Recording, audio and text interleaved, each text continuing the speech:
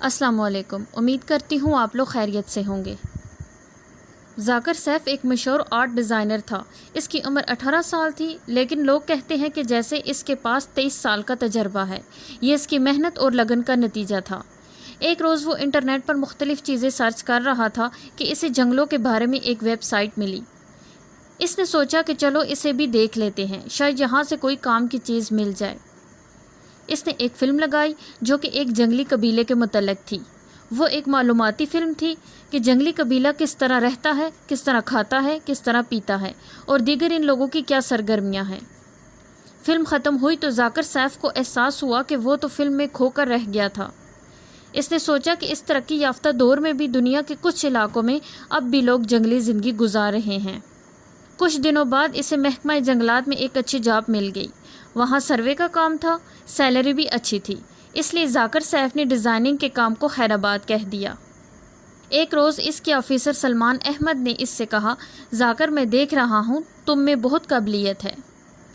ذاکر نے سوال پوچھا، وہ کیسے سر؟ تم اپنے کام میں بڑی دلچسپی لیتے ہو اور جنگلات کے بارے میں بھی کافی معلومات ہے تمہیں۔ ذاکر نے کہا، جی ہاں، کچھ معلومات ہے۔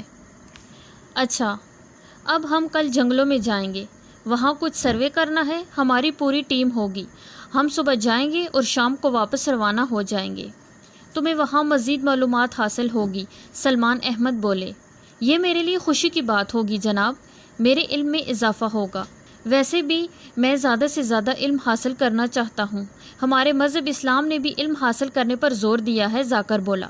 بے شک بے شک، ہم سب مسلمانوں کو زیادہ سے زیادہ علم حاصل کرنے کی کوشش کرنی چاہیے، سلمان احمد نے کہا۔ اگلے روز وہ لوگ پروگرام کے مطابق ایک بڑی گاڑی میں روانہ ہو گئے۔ جب وہ جنگل میں پہنچے تو 1 بج رہا تھا۔ انہوں نے دوپہر کا کھانا کھایا اور پھر سلمان احمد نے تمام لوگوں کو کام کے بارے میں ہدایت دینا شروع کر دی۔ یوں سب لوگ کام پر لگ گئے۔ شام 5 بجے ان لوگوں کا کام ختم ہوا۔ انہوں نے چائے پی اور واپسی کے لیے روانہ ہونے لگے تو اچانک بڑے گہرے بادل آ گئے اور موسلادھار بارش لگ گئی۔ بہت پانی بہنے لگا۔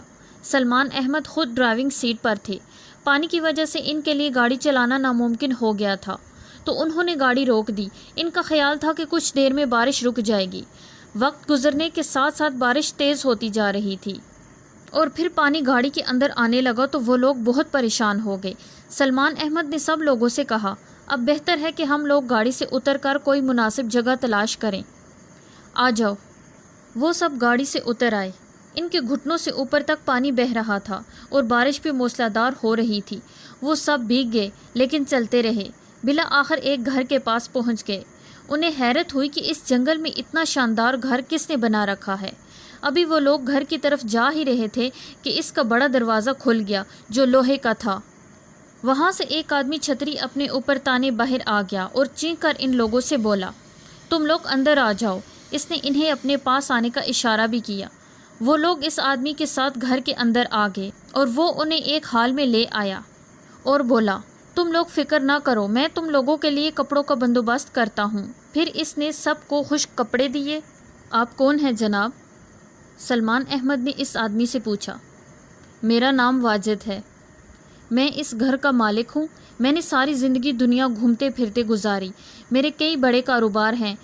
میں اب اس آخری عمر میں سکون کے ساتھ یہاں رہ رہا ہوں، اس نے بتایا۔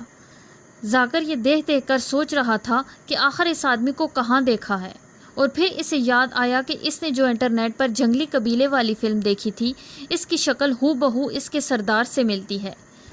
ذاکر اس مشبت پر حیران ہوا۔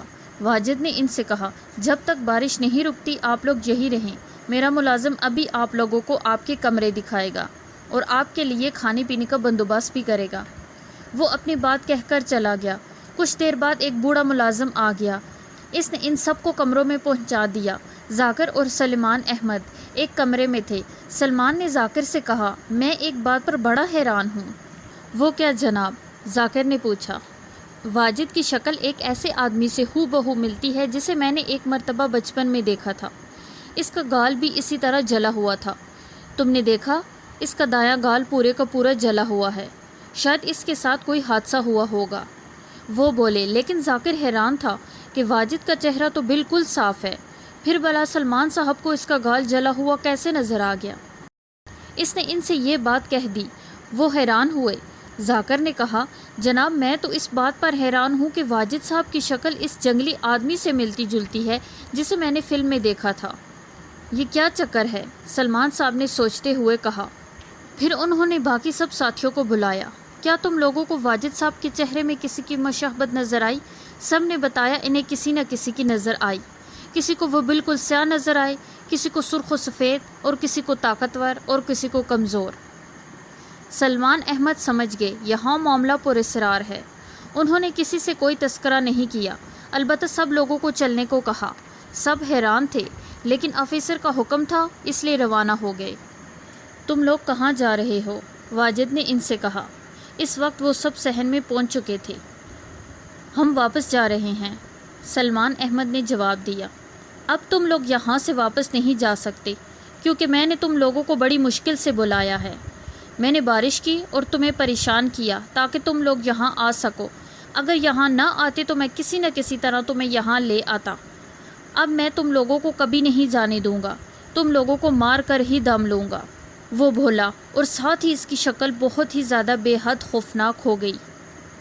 تم ہمارا کچھ نہیں بگاڑ سکتے، سلمان احمد نے اسے کہا۔ واجد نے ان لوگوں پر حملہ کر دیا۔ پھر سلمان احمد نے تمام ساتھیوں کو بولا کہ تم لوگ اونچی آواز میں درود شریف اور آیت الکرسی پڑھو۔ سب نے ان کی ہدایت پر عمل کیا اور وہ خود بھی پڑھنے لگ گئے۔ اسی وقت بارش رک گئی۔ واجد دراصل ایک بدرو تھی جو اس جنگل میں رہتی تھی۔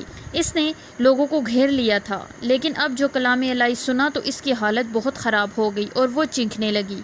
وہ بڑی مشکل سے اس گھر سے نکلے اور اپنی گاڑی تک پہنچے اور پھر گاڑی میں بیٹھ کر روانہ ہو گئے۔ راستے میں وہ کلام الہی پڑھتے رہے۔ بالآخر وہ خیریت سے واپس اپنے آفس آ گئے اور اللہ کا لاکھ لاکھ شکر ادا کیا۔ اپنا اور اپنے پیاروں کا خیال رکھیں۔ شکریہ۔ اللہ حافظ۔